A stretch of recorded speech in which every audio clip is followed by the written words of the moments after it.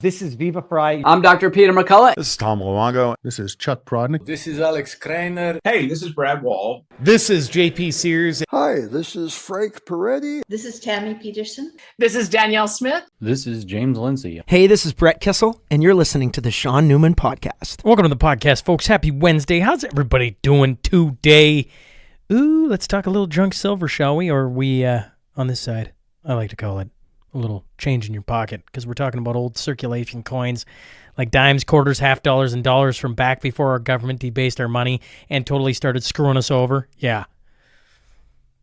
It's back when they had silver in the coinage, you know? Actual silver. Now I don't know. What is it? I don't know. It's tin. Is it? I don't know. Maybe I should ask ChatGPT or Grok or you fine folks. It doesn't matter. Either way, I like to think of it as something other than junk, but I get what they're referring to. Something we've overlooked for a long time and probably haven't had to really worry about. But then we entered Mark Carney's world.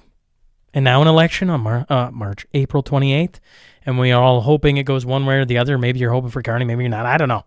All I know is you can prepare right now for whatever outcome happens. Okay? That's why I'm steering you to SGB. Okay? They are fantastic. You want to have a little sleep at night insurance policy, a little coins in your pocket, just in case it goes a little bit sideways. And Silver Gold Bull's got you covered when it comes to, their feature this month on Junk Silver. Or if you have any other questions for Grahame, which is down in the show notes, by the way, his contact information, around buying, selling, storing, or using your retirement accounts to invest in precious metals, reach out to Grahame. Or if you're on SGB, silvergoldbull.ca or .com, depending on your side of the border. They're all across North America. Just remember, Shaun Newman Podcast. Tell them you heard about them. Tell them you heard about them from me. Man, I don't know why that sentence sounds so fun. Yeah, anyways, doesn't matter. Silver Gold Bull. That's all I'm trying to spit out. I'm having a day today, Wednesday. Yeah, Bow Valley Credit Union, your Alberta-regulated full-service financial institution, is proud to present the first in Canada gold collateral lending. Now you can lend against your physical gold and silver for favorable rates. It's like a HELOC on your gold and silver. Don't have any physical gold and silver? No worries. They can also get you a loan to purchase your gold and silver. Just email welcome@bowvalleycu.com. and say hello to Leanna. She's going to get you started on a BVCU membership. And, of course, maybe add, I don't know about Ancourse, but you could add an eMetals account today. For all things Bow Valley, go to bowvalleycu.com. Caleb Taves Renegade Acres. Can I just say this? Caleb Taves, what a beauty. First, okay? He's been doing the concrete in the new studio. It's amazing. And I would just say, if you are looking for concrete work, I mean, top notch. It looks fantastic. Okay? So Caleb Taves does the community spotlight. He doesn't want me to talk about what he does. He just wants me to talk about community things. It's hard. Hard when a guy does fantastic work not to pump his tires a little bit, right? I mean, holy macana. You're looking for some concrete work, just reach out to me. I'll put you in touch. Cornerstone Forum is heading to Calgary May 10th. Okay, I was just talking to Vance Crow about this, okay? And Vance goes, when is your event? He's like, when is the Canadian election? And I'm like, oh, roughly 2 weeks, April 28th and May 10th, so roughly 2 weeks. He's like, oh my goodness, what a perfectly timed event. And I'm like, oh yeah, you're right. Because if you haven't been to this event, or you have been to this event, like, we're either going to be charting a path forward of like, holy crap, Carney's the new government. What does that look like? And you're going to need community more now than ever, so you need to buy your tickets. Or maybe Pierre Poilievre gets in and you start charting a different path. Either way, that community that you want and want to get interacting with is all going to be sitting in Calgary, May 10th, at the Winsport Arena. Oh, by the way, there's tickets still available for a few more days. Right? We're getting into that 2 weeks out. We got to have our number. So we're getting close to a month left, and then no more tickets left. It'll change in the last 2 weeks. It's going to change. So don't hold out. Get your tickets. Martin Armstrong, Tom Luongo, Alex Kreiner, Chuck Prodnick, Caleb Ford, Chase Barber, Matt Arrett, Ben Parent, Rod Galtaka, Vince Lanchi. Oh my goodness. Chris Sims, Tom Bodrovics. Am I a little excited today? I feel like I'm in a good mood. Just saying. Either way, we're going to have an election, April 28th. Then the Cornerstone Forum comes, and you're going to want to be in that room because we're going to be charting our way through whatever storm is on the horizon. And if I've learned anything from sitting in this chair, there's a storm coming. One way or another, it's coming. So be in that room. Buy a ticket. Let me know. You need help. Shoot me a text. We'll see what we can do, okay? New studio coming here in 2025. And I want you to be a part of it. Skills, labor, materials, money. Offering a little value for value with your name on it. Yeah, a wall in there. We're going to put either your company name or your name. You just shoot me a text. Find out some details if you're interested. If you're listening or watching on Spotify, Apple, YouTube, Rumble, X, make sure to subscribe. Leave a review. Share with a friend. Wave a rooster flag if it's mashup day. All right, let's get on to that tale of the tape.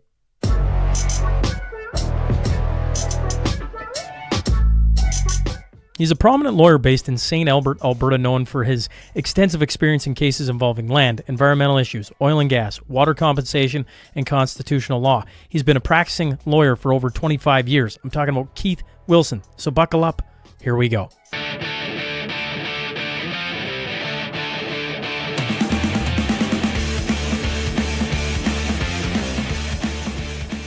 Welcome to the Shaun Newman podcast. Today, I'm joined by Keith Wilson. Sir, it's about bloody time. It's been a while in the making, Shaun. I'm thrilled to be on your program. Yeah, well, I tease, folks. I tease. But it's great to see you on this side. As we were just talking, I've been trying to get Keith on here. I don't know. It's probably been a couple of years, and it just never seems to align on schedules and everything else. So to finally get you on is, I'm looking forward to it. Now, it being your first time on the podcast, I got to stop saying this. I just don't know how better to say it. I'm a comic book fan. I like the way Marvel did it. A little bit of origin story. So it being your first time on the podcast, I assume everybody knows who you are. But in case there's somebody, we got an audience down in the States and all across Canada. Maybe there's somebody who's never stumbled into Keith Wilson before. Just tell us a little bit about your backstory, who you are, and we'll let everybody get up to speed on who they're listening to today. Sure. Well, I'm a litigator. I'm a lawyer. I've been litigating and lawyering for 30 years now. I'm a King's Counsel, which is an honorary designation if you've achieved stuff as a lawyer. But I've spent most of my career. I'm originally from Ontario. I spent 6 years of my life in the Lower Mainland, but I've spent almost all of my life in Alberta. And not only that, I worked, interestingly, in my early 20s. I worked for almost 9 years in a government office called the Farmers Advocate of Alberta. It was an office created by Peter Lougheed when he took out the Socrats to focus on the discontent in rural Alberta over a number of issues, including the impact of the oil and gas industry. And the Farmers Advocate office was an ombudsman type position and dealt, so many calls a day from farmers all over across, from Lloydminster to Two Hills to Medicine Hat to Pincher Creek and everywhere in between. So it really exposed me to the culture of Albertans and the cultural diversity between even Lloydminster and Wainwright, for example. So there's that. I dealt with a lot of property rights, environmental, animal health, regulatory issues. Then I went into private practice, dealing a lot with fights against government, fights against oil companies, representing landowners, ranchers, and others. And had some interesting, very fundamental learning experiences that would give me tools for some historic events that I would become involved in. So, for example, I was involved in the trace out of the mad cow in 2020, whatever year that was, I'm forgetting, a long time ago, but the BSE crisis. So I was heavily involved in that and deep into the government emergency operations centers and all the mechanics of it. Some years later, I represented the farmer for the zootonic transmission H1N1. So I was dealing with government officials and emergency response centers and crisis in that. And then I've done lots of other stuff and sat and watched the government mandates on COVID in despair about what was happening and what was happening with these government policies and overreach we're doing to my kids, to my friends, my neighbors, their businesses, our social structures, and became very concerned. My wife, who's a retired RN university trained nurse, She was looking at the medical science during the COVID policies and said it doesn't make sense. There's just some of this just flat out wrong. Something's going on here. It's all politicized and propagandized. So I decided, she told me for the first time ever, because I always take on too much work, that I had to get out on the front lines. It's 2019. We've all been locked up, or we're about to be locked up. 2020 we were locked up, so this would have been in the fall of 2021 that she told me I had to get involved. And I said the two smartest things husbands ever said. I said, yes, dear. And off I went. Justice Center Constitutional Freedoms contacted me. I agreed to take the Peckford Charter Travel Mandate Challenge, representing 6 million unvaccinated Canadians, lead client being the last living signature to our charter and modern constitution, and went into battle with the federal government, cross-examined 16 of their leading experts. The admissions and the evidence that we got out of that was just spectacular. And of course, no legacy media covered it at all. In the midst of that, the Freedom Convoy started in January 2022. I watched it with interest and awe and fascination and hope, like millions of others. And I got a call on the convoy arrived in Ottawa on the Saturday. I got a phone call on the Tuesday from a team of lawyers that had been assembled, and I'd been told that they'd been contacted by Tamara Leach and others in Ottawa and that they needed legal help on the ground. And I was asked if I would go to Ottawa the next day, fly in, and lead a team of 5 lawyers on the ground. I did. I was there till the end of that, until the beatings and arrests started, and the protest was over. And I've been involved in helping some of the key people like Tamara and Chris Barber and Danny Bulford and Tom Razzo and others ever since. I've sued on behalf of them for their bank account freezes. And in addition to all of those things, I've studied carefully over the years the whole idea of Alberta leaving Canada and becoming its own independent country. Before we get into Alberta leaving its own, all that jazz, I'm curious. This is well before COVID. You said you were on, and forgive me, I don't know what you were on, but you said BSE trace out, I think is the word you used. Mm-hmm. I remember having on a lady who had an elk farm around Lloyd, and she talked to me in the middle of COVID. I was doing these archive interviews, so somebody can go back and find it. It was Glenda Elko. And she was talking about how the tracing of COVID resembled BSE. She's like, literally, they did this to animals, years ago. We had a herd of elk. They traced it out, and then they'd have to wipe out the entire herd because of one animal having this. And then, and at the time I thought, oh, it's a wild thought. You being on it from a lawyer standpoint or whatever position you are, what do you remember about BSE trace out and what that looked like? Do you think it resembled COVID, or I guess I'm just kind of curious on a that was a big scare, I guess, in the farming cattleman world, and what you recall from it. Yeah, well, it was terrible because what they were doing is they reopened a closed meat packing plant in Saskatoon because the number of animals that they were culling was just remarkable.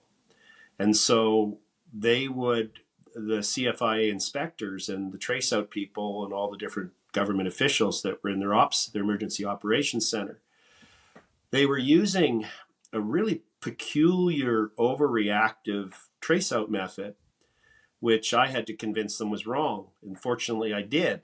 And we changed course and we solved the problem very quickly. So they were using this approach that if there's any possibility of any contact or crossover, even theoretical, they would go. So if you had a herd of 600 head, big cow-calf operation near Lloyd, and I'm using an arbitrary Wainwright, sure, yep. Bonnyville, whatever. I'm not using a real case. And you happen to have bought, 20 head replacement heifers at the auction market, where these animals that were known to be herd zero may have been at one time. They would come with a convoy of cattle haulers and take your entire herd and go slaughter it, right? And render it, not make any use of the meat or anything.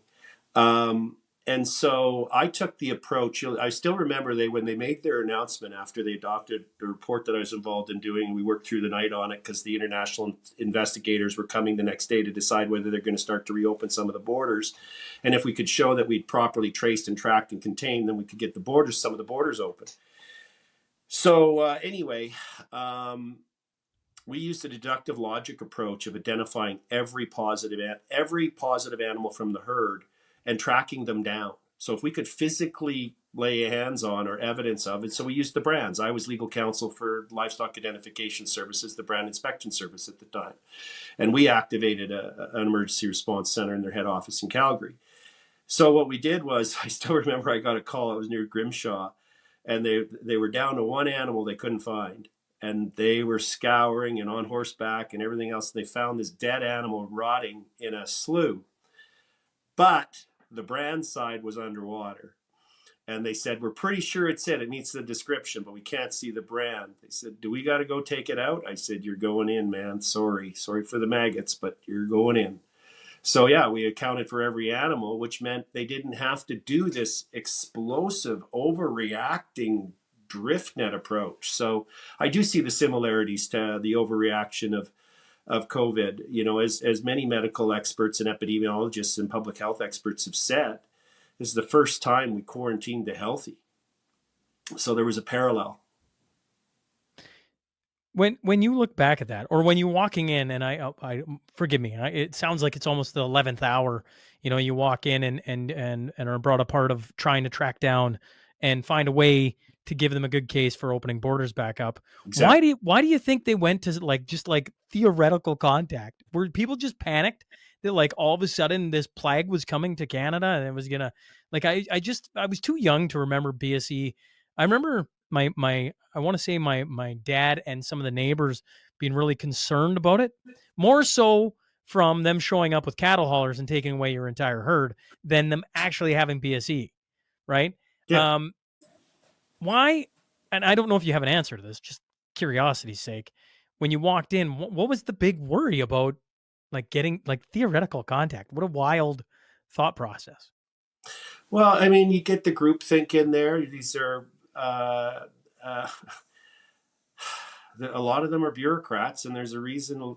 There's some very good people in government, but there's some not top drawer people, and there's a reason they decide to work for the government and not work in the private sector. I'm sorry, it's just true. And they also like grandiose schemes, why, if you got to fill out a form, they want it 5 pages instead of half a page. It's just the culture. It's the way the beast works. Lots of people wanting credit. Well, if we've got to search all the way into Saskatchewan now and Manitoba, and you're the Saskatchewan head for the CFIA, well, suddenly you're more important now. So yeah, let's go into Saskatchewan because I want to be more important too. There's all those kinds of petty interpersonal dynamics at play with bureaucracies. Now, if I fast forward you right at the end, you said, I've been here for a long time, and basically, I have my thoughts on Alberta and independence becoming their own. Now I think I'll put words in your mouth, whether it's a country or there's been 51st state, etc. I guess do you think Alberta should be independent? Well, I use the most important test that anyone can ever use to answer that question, which is my wife and I have four kids, and they're now all young adults. And I look at the struggles of the cost of living. I look at the limitations of opportunity that are a direct result of deliberate policies of the federal government. I look at how much wealth is generated through the hard work and the entrepreneurial spirit of Albertans, whether it's in the resource sector, whether it's in the agricultural sector, whether it's in the tech sector, doesn't matter where it is. And we're sending all this surplus money, or not surplus money, but part of that wealth that we're generating through our work and our smarts, and we're giving it away. And then we look at how it's being used. Look at the continual mismanagement that's coming out of Ottawa and how it continues to drive up the cost of living. It's just remarkable if you travel to other places in the world and you need that to see how incredibly stupid our costs are getting just for a bottle of water. And so I asked myself, under what future scenario will my kids have a better opportunity for a happy and prosperous life? And the answer's crystal clear. It's not staying in Canada. Canada provides so little to us, and we provide so much to them. And much of what Canada provides is neon neck, don't like us, extremist ideology, policies, keep our resources in the ground, always making it harder for us to continue to do what we do. So that's my view. It's obvious to me. Is it controversial for me to say that? Sure, because we'd like to have pride in our country. I saw that manifest in the most vivid ways during the Freedom Convoy. But I have to be realistic. And they're just a different culture in Eastern Canada. They see us differently. They always have. I'm a student of Western Canadian history and Canadian history. They've always seen us as a colony. We've always seen us as a supplier of things. Go back to the Canadian Wheat Board. There's no Canadian Wheat Board in Ontario. You need the government's permission as the sole buyer. There's all these things. There was the Crow tariff on shipping things. There's always these policies that they have to keep us in control, to keep us not achieving our potential, and to sending huge amounts of wealth and money to central Canada and most significantly, Quebec. I changed my tune from hockey to COVID, politics, faith, separation. I don't know, just tack on all these different themes that have slowly started to bubble up since 2021. So, when it comes to, previous movements in Alberta or Western Canada, let's say, I'm pretty new to it. I do recall Wexit. I remember going to the meeting because I was frustrated that Justin Trudeau got elected for the second time. And so we're sitting here now knowing April 28th, we're getting an election. And, in one breath you go, well, Pierre Poilievre gets in. You can sit and argue with what he might do for Alberta or might not do for Alberta. I just look at the general population and I go, this conversation will mean zero. To me, I think it just dies. And maybe you'll think differently. But if Carney gets in, then everywhere I go, I was just literally today, I was sitting with a group of business owners. And one of the guys just started joking. And this is everywhere I go. They just seem to joke about it. I don't know, dollar for dollar, I can become America's first state. And yet the push to get it there, to get a movement to actually do something that's almost impossible when I look at the referendums, unless Danielle Smith herself called it, to get a citizen-led referendum on separation is not impossible, folks. It's definitely not impossible, but it is a steep climb. In order to get the steep climb, you got to have the wind in the sails, or catch the 100-year wave, whatever you want to call it. And if Carney gets in, I feel like the conditions would be absolutely perfect. But maybe I'm wrong. Your thoughts? You've been staring at this a lot longer than I have. Carney makes Trudeau and Gabot look like a trip to Disneyland. He is obsessed with getting rid of fossil fuels, and Alberta leading the way and keeping our resources in the ground. This guy's crazy. He is dangerous. If he gets into power, the level of control I think he's going to want to exercise over all aspects of our lives. I mean, is he going to give us, when you talk about when you listen to some of the things he muses about, are we going to be given a travel allocation that we can only emit so much fossil fuels in a year related to travel? Are we not going to be allowed to sit around the campfire at the lake with all the generations that will gather around a campfire and tell stories and pass on wisdom? Because, you're burning a piece of firewood and it's emitting carbon. So this guy's scary. I think he will go ahead with things that he's talked about. And I think that there's a real possibility that will push so many Albertans to say, no, we're done with this. We're not going to let this type of harm be imposed upon us and our kids. It's wild. I don't know about you, Keith, where you were sitting. What was it, January? I want to say it was January, folks. Forgive my memory.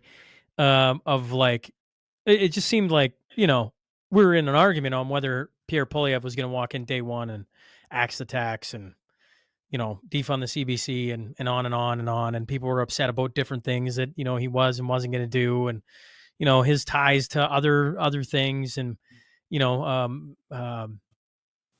Ukraine and Russia. And I can go on and on and on and on. And then walks in Carney. And everybody stopped for a second and looked at that one. Is this really going on? This is really happening. And then, I keep saying it because, the more I say it, I feel like it just hopefully people are starting to like, yeah, that's wild, right? Like the Liberal vote for their leadership had 400,000 people registered, 250,000 of them are. And then we'll rationalize it out and we'll say, oh, there was a bunch of people making fun and they were doing different things. I'm like, 250,000? Do we think 250,000 Canadians registered for that under false names and everything just to poke fun at it? It's like, you can't get 80,000, you can't get 50,000 Canadians to do half the stuff. And now we're going to say it was 200, like we're going to jump on that? I'm like, I don't know. That seems, and that's been just kind of slid under the radar. You got like a higher vote rating across the board than freaking Putin. It's like, come on, folks. Let's just see this for what it is. I don't know. Once again, I guess in my life, I'm green to the political realm, and I'm trying to pick it up as fast as I can. It feels like some days are information by fire hose, but I look at this election coming up, and I'm trying not to be too pessimistic. I'm trying to be like, well, 28th, we're going to get our answer. I hope Canadians are going to go vote. Like, I really hope they're going to go vote. I really hope that the East isn't bought off or whatever by Carney and the things that have gone on. But the power structure in this country is kind of messed up. Like the longer I stare at it, I'm like, I can't believe this is how we function for as long as we have. Keith, am I looking at this the wrong way? Or are you like, no, you're just getting to where a whole bunch of Albertans have been for a while? It's the latter. And it's crazy. I mean, there's two things that come to mind. One is the voting pattern in Eastern Canada, and by that I mean Central Canada and Eastern Canada. But most importantly, the voting pattern in Ontario and Quebec. And even at the peak of the polls for Poilievre over the last 5 or 6 months, if you take, what the breakthrough landslide supposed to be for Poilievre, and then you look at the Liberals and then the NDP, if you added the Liberal and NDP vote together, it was still more than the Conservative, assuming the poll's right, and I don't. But my point is that means there's more people that like what the government in Ottawa has been doing to the country than there's people that don't like it. There's this culture in Central Canada. I really noticed it. I went back to, I did my first year of law school at Osgoode Hall in Toronto, and I had to transfer back to Alberta. I just couldn't stand the mindset, this complete acceptance of government controlling all these aspects of people's lives. And it's not just not an acceptance of it. It's like they wake up in the morning and it's like, well, the government better be looking after everything that needs to happen in my life today kind of mindset, right? Whereas the people in Lloydminster and the people in Pincher Creek and the people in Grand Prairie, they get up and they say, geez, I hope the government's not going to get in the way from getting all the stuff done today that I got to get done, right? It's a completely different mindset. So they're okay with these things. They're okay with these concepts. That's why they're continuing to support them. So we're just different people. We have different values. We have different goals. We see the world through a different lens. We have different ideas on how people achieve their potential and happiness.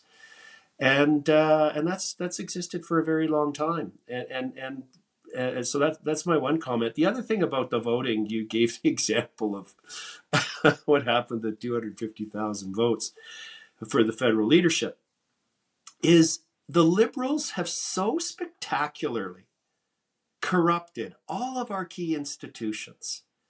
Now, we have institutions that are checks and balances.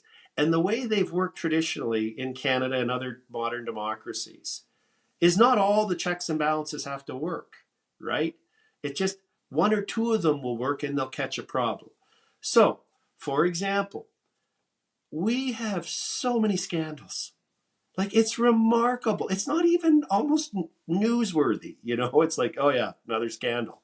And we see the circularity. They create the $400 million slush fund, and then they go and give 20 million or 10 million or whatever, multiple different millions of grants to the Eurasia Group, which is Butts and Carney's wife. And just let me pause for a minute.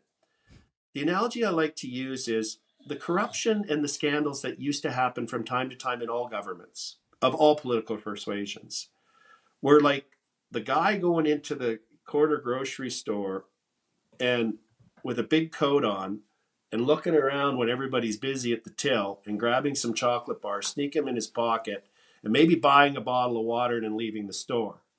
Now the Liberals walk in and they grab a box of chocolate bars and they walk right past the cashier and go, I'm taking these, right?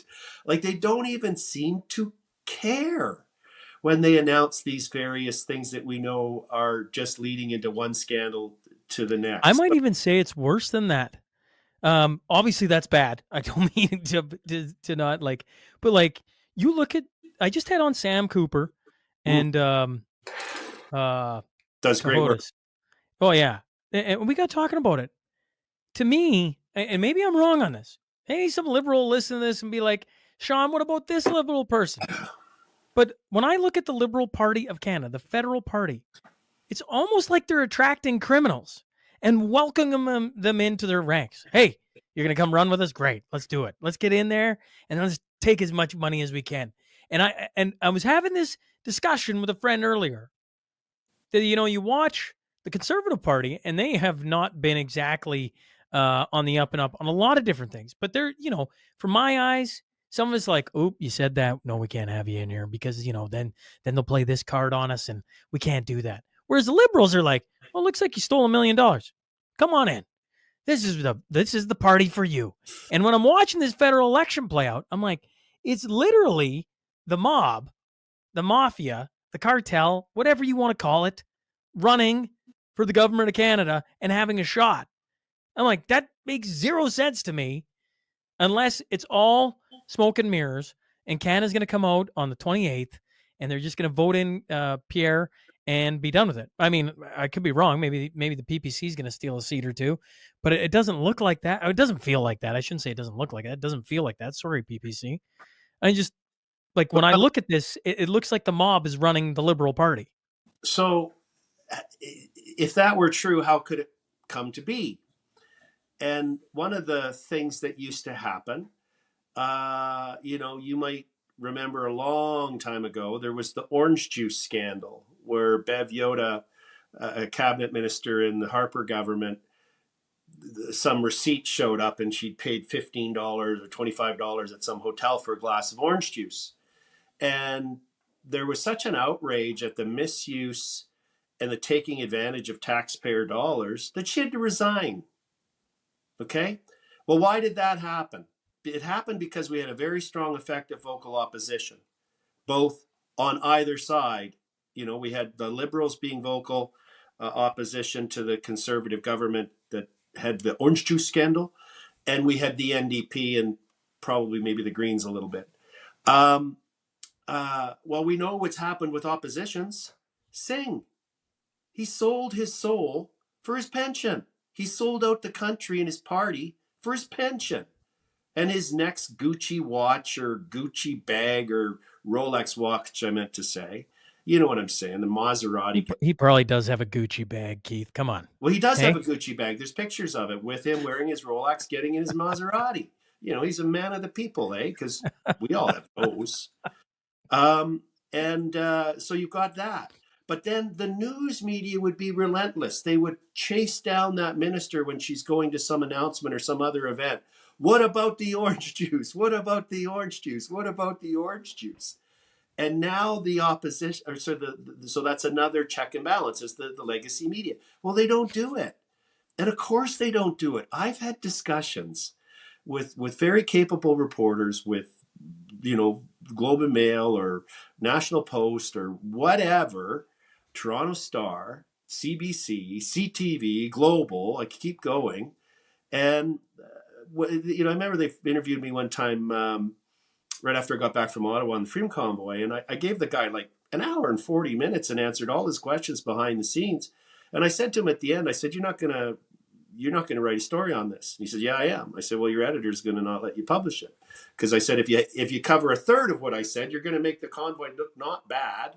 And that's going to go against the government narrative. And your editor's going to say, look, we got a choice, Johnny. I'm making up a name. We can't make payroll unless we get these big checks from the government every month. We're going to have to let reporters go. One of them's going to be you, and you're not going to make your mortgage payment. So what do you want, right? And that's why when I was representing Peckford and sued on behalf of 6 million Canadians who'd had their fundamental mobility rights grossly being violated on an ongoing and reoccurring basis with the vaccine mandate for travel, at a time when we knew the vaccine and it was accepted that it didn't stop you from getting it or transmitting it. So what's the point of the restriction? And no Canadian newspaper would cover that story. The fact that the last living signature of the Charter of Rights and Freedoms is suing the son, sitting Prime Minister of the Prime Minister Pierre that he negotiated with, that's news. The fact that he's doing it on behalf of 6 million unvaccinated Canadians, that's news, right? No coverage. Why? They didn't want to upset the paymasters. The legacy media sold their soul, right? And that was not the case 10 years prior. They would have covered this like mad. That would have brought pressure, combined with the pressure of the opposition. Well, what's another one? The police. How is it that the RCMP are not investigating so many of these scandals? That's scandalous. And the answer is clear, and it became very evident at the public inquiry into the invocation of the Emergencies Act in October and November 2022. That is, Brendan Miller cross-examined Commissioner Lucky, the head of the RCMP at the time. She sits at the pleasure of the Prime Minister. If he doesn't like what she's doing on any given day, he picks up the phone or tells Katie Telford to fired, right? That should not be the case. So much pressure. And now they've got a lapdog commissioner in there doing nothing. Oh, they're going to investigate these allegations against Premier Smith and Alberta Health Services, but oh no, we're not investigating any of these endless lists of scandals where there's independent investigators are coming up with all kinds of documents, excellent work like Andy Lee and others. So what I'm saying is the checks and balances that are traditionally in place to keep a government honest and to stop it slipping into this gross corruption have all been compromised. And even to the point, I believe the courts have been compromised when you look at some of the decisions. They pulled Lady Blindfold down, the blindfold on Lady Justice, rather. She's not supposed to look to see who I am or who my clients are. They're supposed to apply the law, and that wasn't happening. So we're in a bad place. So on top of all the normal reasons that Albertans who are fed up with the mistreatment of Ottawa, the forcing us to not achieve our economic potential, depriving us through their extremist laws and policies of having the ability to produce our wealth, we're also looking at a completely corrupt system in Ottawa, like with something we've never seen before. You know, if you go down a hypothetical, obviously we can't see the future and we don't know what happens on April 28th, but let's just play a little game today, if you would. Let's assume Mark Carney gets in and Alberta separation goes off the, Richter scale. And then let's say you could hit every stipulation to have a citizen-led referendum where you have to get so many signatures in 90 days. I think it's 20% has to come from 58 different ridings. So each of 58 ridings, you have to hit a threshold of 20% of each riding of signatures. It's a high bar. Regardless, let's just assume that you could get a referendum on the table. Whether it goes that way or Daniel Smith goes, we're having a referendum on leaving. Okay.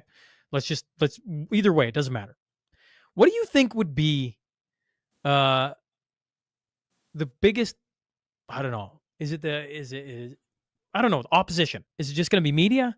Is it going to be, because like one of the things with you representing people from the Freedom Convoy, you have seen the biggest smear in, I don't know, history or close to it from a Canadian perspective. You've seen all the different actors come out and do their song and dance and not talk about all the information and on and on and on. I look at one of the most resource-rich provinces in Canada and the world. I'm like, you think leaving this is going to be easy, folks? Like the cards are stacked against us. It doesn't mean it can't happen. It just means all the things got to come together. And then even if you could get all the things together, what do you think Albertans should be ready for? Well, making a difficult decision. I really see parallels here to a matrimonial breakup, and we've seen the situation where someone's in a bed. We'll all have had friends in this category. Your friend is in a bad marriage and looks like your friend is going to pull the pin and divorce and start afresh in life. But then the other spouse, something happens. They get a new job, they quit drinking, whatever. Things sort of seem to get a little bit better. So the talk of the divorce and the separation subsides. But then something else happens and it comes back up. That's the ride we've been on, I think. There was all this hope with the Tripoli Senate. I remember the first time I saw Preston Manning speak, I was in my early 20s. And he was pushing the Tripoli Senate and the Reform Party and everything else. Well, we had Stephen Harper as our prime minister. Where did that whole Tripoli Senate go? I just think fundamentally there's a dysfunction in Canada that's not sustainable, and we will continue to struggle along as Albertans. I also think, too, that there's a lot of legitimate misunderstanding about things. The one that I have these little pet peeves when I listen anonymously on Twitter Spaces. And the reason I listen anonymously, because sometimes when they see my name, they stop talking about stuff and I don't get to hear what they're really talking about. And they want to ask me a million questions, right? So I prefer to just listen and learn from what people are thinking. Is this whole idea of crown land. This is one that keeps coming up and it drives me nuts. People think crown land means federal crown. It does not. There's the federal crown and there's the provincial crown. Okay, so when I sue the federal government, I sue His Majesty the King in the right of Canada. When I sue the Alberta government, which I have done on occasion for drainage and flooding and other screw-up cases over the years, I sue His Majesty the King in the right of Alberta. Okay, so the crown can be either the federal crown or the provincial crown.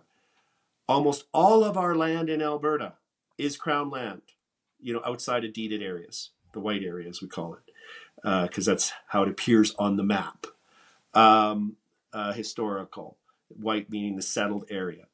And almost all the land in Alberta that isn't owned by an individual is owned by the Alberta government as provincial crown land. And the only federal crown land in Alberta is the national parks, so Waterton, Banff, Jasper, Wood Buffalo, and then the military bases, Suffield, Edmonton, and Wainwright. That's it. The rest of it's all provincial land. When you look at the responsibility, some people think that the federal government's responsible for healthcare. Do you know how many hospitals, hospital beds, and doctors, frontline doctors and nurses that the federal government employs? Zero. It's all provincial, right? Healthcare is a provincial responsibility. Yes, the federal government's support healthcare through funding, through transfers, which are part of the money we sent to Ottawa under equalization and stuff. So forestry, all the forests in Alberta are every tree on Crown land is owned by the Alberta government. The land on which that tree root is into is owned by the Alberta government. The fish in our lakes, Alberta. The water in our creeks and streams, Alberta. Like I can go down this list. Jails, courthouses, airports. Are airports federal or provincial? Provincial. Why do I say that? The province, the airport authorities, which are provincial creations under provincial statutes, are the ones that own the land at the airport, the buildings, the structures, and administer it. They pay a licensing fee to Transport Canada, and they have a contract with NAV Canada to provide air traffic control. But airports and the regulation of the plane once it moves, is flying in the air, is under federal regulation. But the ownership of the infrastructure is Alberta. Jails, courthouses, the federal government in our courts of superior jurisdiction, so the Court of King's Bench, appoints selects the judge, but they're paid for by the province. Their office is paid for by the province. The building is paid for by the province. I could just keep going. Where I'm going with this is, if the federal government were to sort of like go on strike or something tomorrow, it'd be a very long time before we noticed anything different. They don't look after the electricity. They don't look after your water supply in your municipality. They don't look after your highways. Like, they have such a limited role jurisdictionally, constitutionally. But the way they behave with their policies, they have this incredibly oppressive role on our lives and our economy. So then you think, because, I had Jeff Rath and Mitch Sylvester on. Now, forgive me, folks, because I didn't listen to that. I haven't, it's been a few days since that. But one of them was talking about a referendum this year. We got to get out. And the other one was going, well, we should get our pension first, and then we should get the police force, and we should get this. It should be more of a systematic approach to it, right? Pull all the things back, and then when you have control of everything, then you leave. What are your thoughts? Well, let's just talk about the mechanics of how it works, because that will help you see what my answer to that question is. So what's really unique about Canada is the Supreme Court of Canada, the 1998 reference case, dealt with, can a province legally succeed, succession, leave the country, become its own nation state, or join another nation state? And it happened in the context, of course, of Quebec. And the court said, yeah, there is.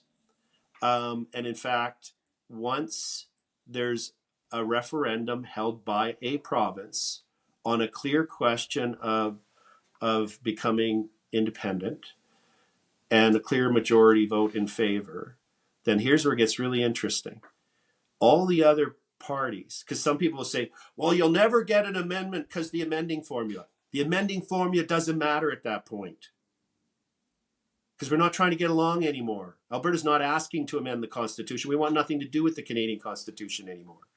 So what happens is the courts have said that all the other parties, which would be the federal government, the provincial governments, and First Nations, are under a positive legal duty to enter into good faith negotiations as to the details in terms of the separation.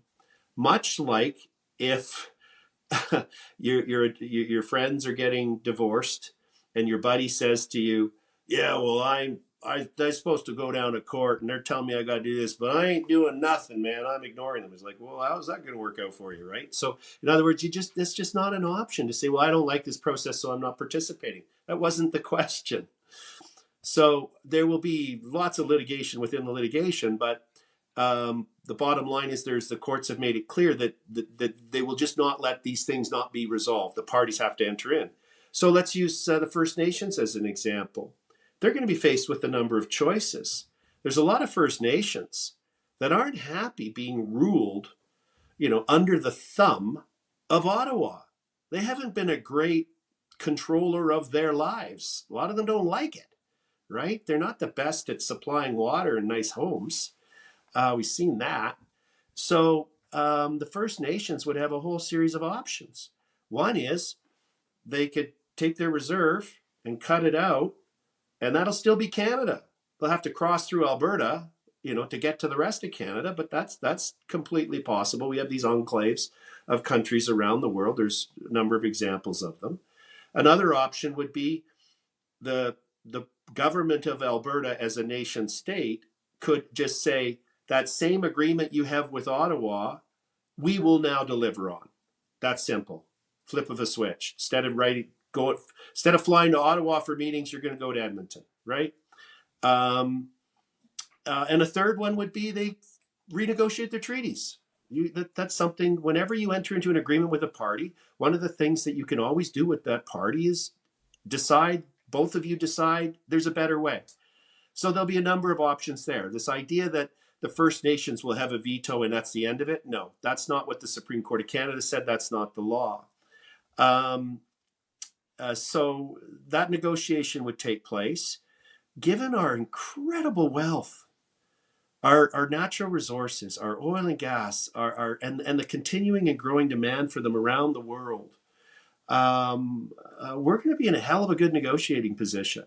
And even if we have to take a haircut on how much of the federal debt we decide to take over, the instant savings of us not sending these huge amounts of money every year to Ottawa to be largely given to Quebec, the advantages of us having a more efficient, demographically speaking, actuarially pension plan, there's another benefit there. The idea, some people, you got to think, do they travel at all? I get a kick, like when you're in Ontario, outside of Ottawa, think about it, Shaun. You're driving on the 401, you're going maybe to Mississauga, or you're going to down to Niagara Falls. How many times do you see an RCMP cruiser? Zero, right? Because they have the OPP.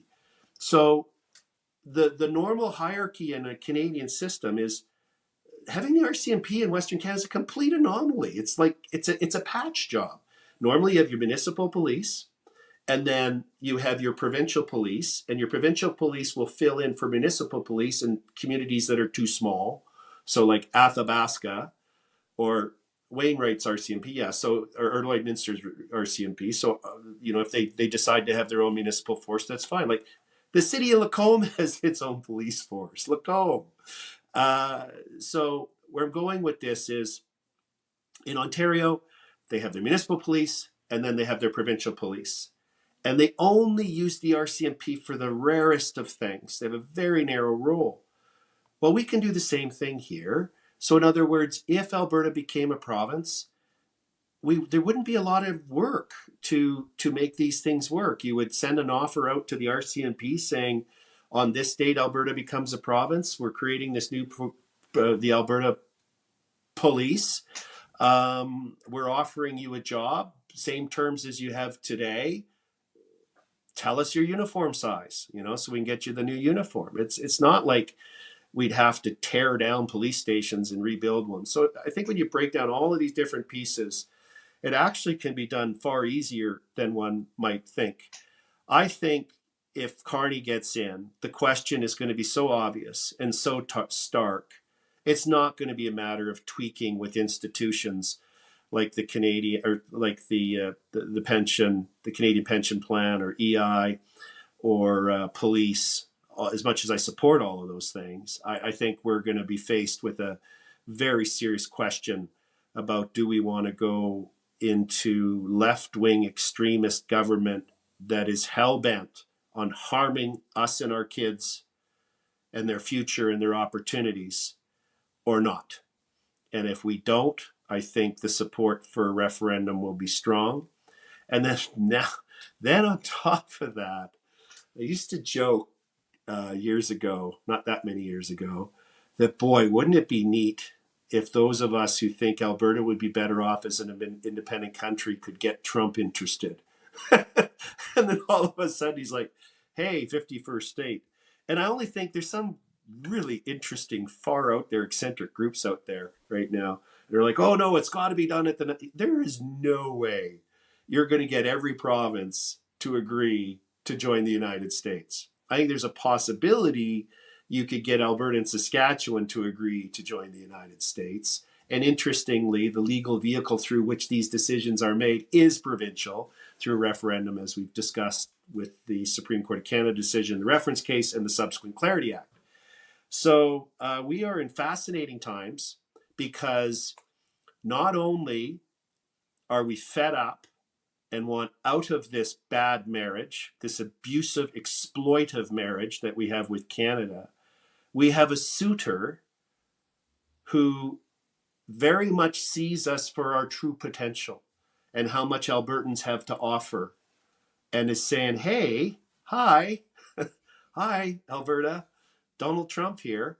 And, you know, he's a real estate guy from New York and they like acquisitions. They get on edgy and break out in hives and stuff if they're not acquiring things. So we are in a fascinating point in history. You think, I don't know, I'm curious the conversations you've been having. Like, I know on this end, well, I just said earlier today, it was in the dressing room. There was a conversation around it. And on the weekend, there was a conversation around it. And everywhere I go right now, people are staring at their pocketbooks and going like, man, it's, you know, you go, it doesn't matter where you go, the grocery store, you know, you go fill up with gas. If you're a McDonald's person, you stop in and grab a Big Mac. You know, there was a joke going around about that and how much it costs now. It's just the cost of living is gone up exponentially. So one of the easiest things people say, can you imagine if we got the American dollar to ours and they could just give us that? And then not to mention all the, you know, all the rights and different things that plastic bags and plastic straws again. Right. There, you know, I forget what it was. It was, oh man, what was the text that was sent to me? This is terrible. As a host, I should never pick up the phone, Keith. But I'm like, I really want to read this off because it's like, if you, oh, here it is. This is Arthur Schopenhauer. If you want to reach a large audience, appeal to idiots. And I don't mean to say that we're all idiots wanting plastic straws and plastic bags, but realistically, you know, what are people talking about? They're talking about the dollar. They're talking about the American dollar. Just having that and what it would mean. Having plastic straws and plastic bags, you're not wrong. It's these little simple things that people just want. They just want life. They want government out of it. Just stop. And if Carney gets in, you know, like, if you would have asked either of us, I assume 5 years ago, you want to be Alberta, you want to be the United States 51st state? You're like, I don't know. Is it, you know, like I would have had to sit there and chew on that for a bit. And right now, I'm hearing more and more small business owners, roughly, are like, yeah, just sign me up. Just sign me up. And the thing is, then if I go to a just a touch larger business owner, they're like, no, I'm still Canada. But then they talk about it for a long time. And they're like, but if Carney gets in, I'm a lot closer than I thought I was. And I'm like, oh man, this is really fascinating because we're that close. And then there's even larger businesses. They've already started. They've already got second locations in the United States. They're already doing things to make sure that it doesn't matter what happens in this election. They're going to be protected. Their business is going to be protected. And like, I think we just had Shane Getson on Friday on the mashup, and his abruptness and bluntness of what he was saying, I think the Alberta government is like pleading with Canadians. Like, if you want this country, you want unity, don't vote in the Liberals. That's not exactly what they said, but that's how I took it. Maybe my audience will change the way I think, but that's what it felt like. And I'm like, this is where we're at. What are we? How many days away for an election? And Alberta 51st isn't that far of a stretch. Well, you know, I am seeing more and more people want to have this discussion about how feasible it would be for Alberta to become an independent country, recognizing the opportunity to negotiate some kind of unique economic union or otherwise with the United States. But I'm also noticing when I have conversations, which I do very regularly, with lawyers and others back in central Canada, how they think that everything or most of the things that you and I have talked about in this podcast should result in you and I being in jail for treason. They just find any discussion of anybody Sure. thinking, and they're passionate about it. Oh, I was on Rebel News a couple of weeks ago talking about this topic, and oh my God, the emails that I got and the messages, holy smokes. But of course, the law is clear, and there's a law in the books called the Clarity Act that we are allowed to talk about succession, and we're allowed to take steps to make it happen. Where I'm going with this is it's a manifestation that so many people in central Canada just don't see the world through our lens. They don't have a problem with this. They don't really give a shit about Alberta's issues, and they just want to carry on with their stuff. They want our oil and gas to come through Line 5 and make sure there's jet fuel so they can take their holidays at Pearson. Yeah, come through Line 5, but not realize it goes through the United States. And then, I know. and like, I just loved it. I was doing, cut it off. Right. Hey, go cut it off. It. Are you guys serious? Do you know what you're talking about? I would say, when I go back, firewood. When I come back to what's the for Albertans, if we ever got there, what's the biggest opposition that we all in our souls should prepare for? Is exactly what you just said. They're going to call you every name under the book. And if you've been a part of this community and through, COVID and everything, you've already been, it's almost like a badge of honor on your, they got a new one. It's called a traitor. Okay. Sounds good. Yeah. Slap it on me and let's carry on. But if you've never been a part of what... So is a traitor anti-science or pro-science? Yeah. Which other... We need Venn diagrams to keep track of this slandering. Well, I mean, that to me, that's what's going to come next, isn't it? If this actually builds momentum, Carney gets in and it goes ballistic. It goes supersonic. Oh, it has to. They're literally going to attack everything. They're going to attack your character. What's unique about Carney as well, and I usually don't say what I'm about to say, but I have to here. Research his wife. Like she's not a dentist, a doctor, a chiropractor, an engineer, or a school teacher, or stay-at-home person. She is a rabid extremist global warming cult. She's right there. So, I mean, he's got to go home each night to her saying, how come you haven't, restricted people from traveling by air? How come you haven't, put this whatever 100% increase on here to stop people from driving cars and instead taking the bus? And then you look at his own things that he's written in his books and his saying that only banks should invest in things that are net zero. And then all the banks started to realize that's not a good thing. And over the last number of months, most of them have given up on it. But yeah, no, we're in big, big trouble if Carney gets in. It's going to be ugly. It's going to be a fast track to Venezuela type conditions for Canadians, in my sincere and considered view.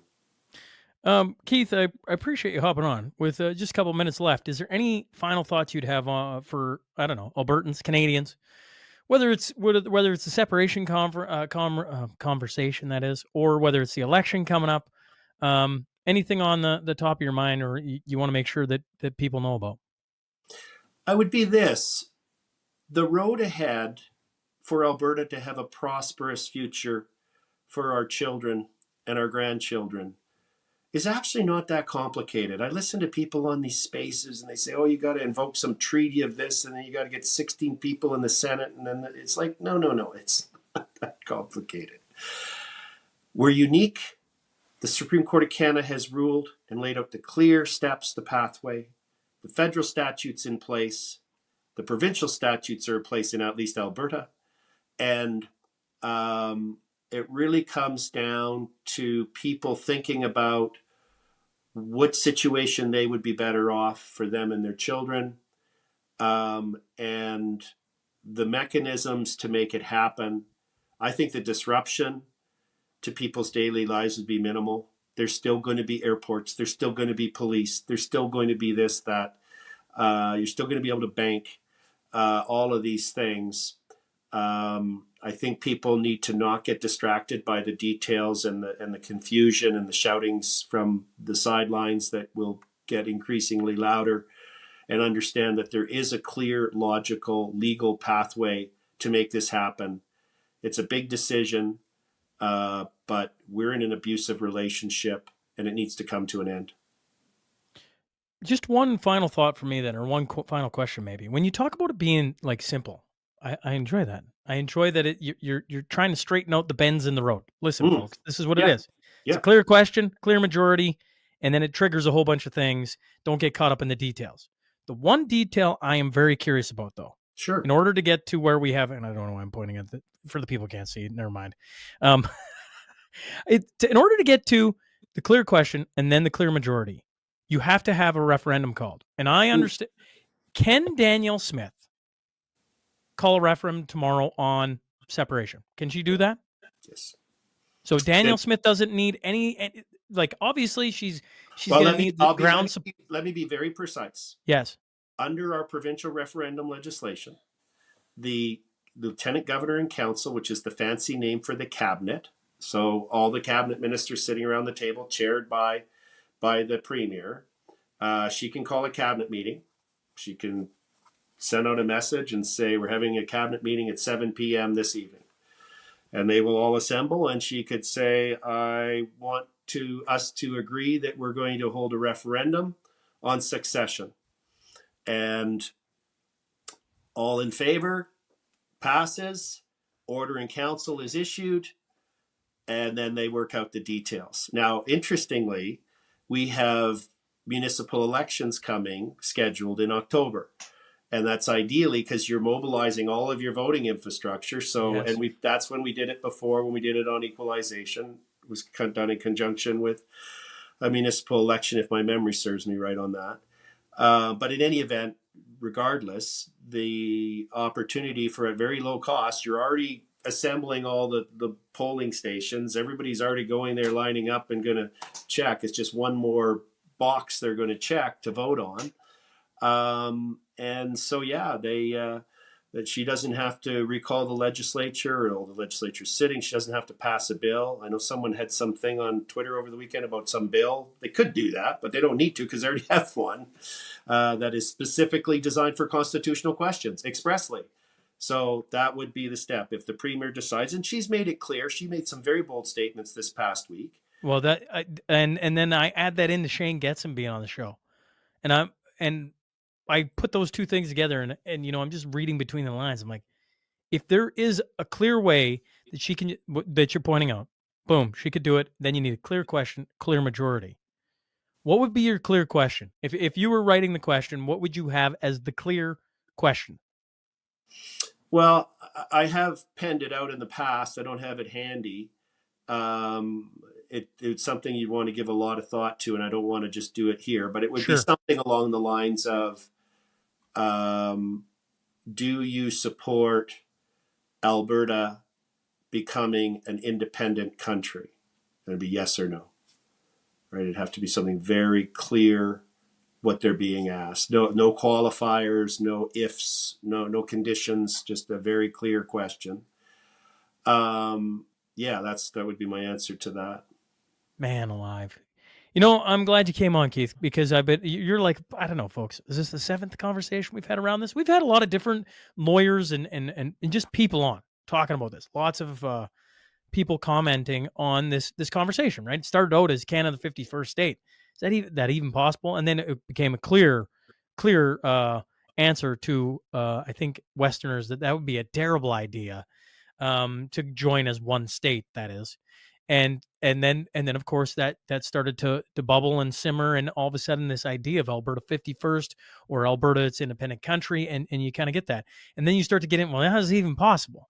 And one of the things that I think you've impressed upon me today is that it's a lot more straightforward than people think, but the straightest path is having Danielle Smith at the helm of it, which means she has to have a groundswell of support like nobody's business to be like, we want out.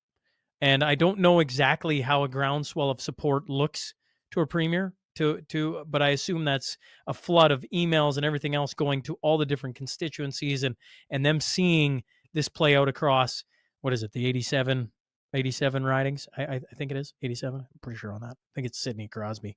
But regardless, Thanks again It- for, Well, any final thoughts? Yeah. yeah. One of the things that I've been musing in my mind, and I'm glad I remembered it while we're still on, is it's just so obvious. Like if you take the emotion of the history of Canada and the emotional attachment of the patriotism, and you just sort of park that for a moment and look at this as a more sterile decision about economics and freedoms and things like that. What arguments can Ontario make to convince me that that me and my family should stay in Canada? Like, what are you going to offer me? Because we're giving you a lot, right? Hey, Quebec, why should we continue to stay in Canada? Why? And there's not a lot. I have tried to put the other side's cap on. You have to do that as a litigator all the time. And I can't come up with many good answers. Well, I look at this and I go, the longer I stare at it, they don't really have a good answer for you, one.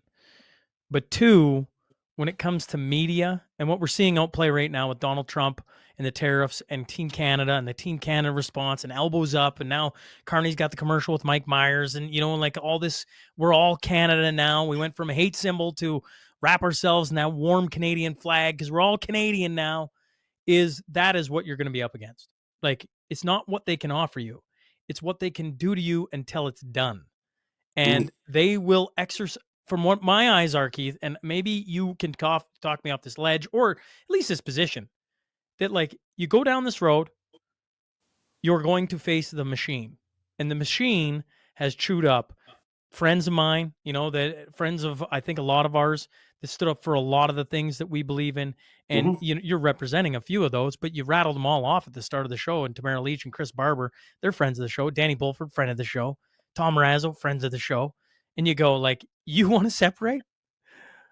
Buckle up, folks, because you think Canada has turned on you through COVID.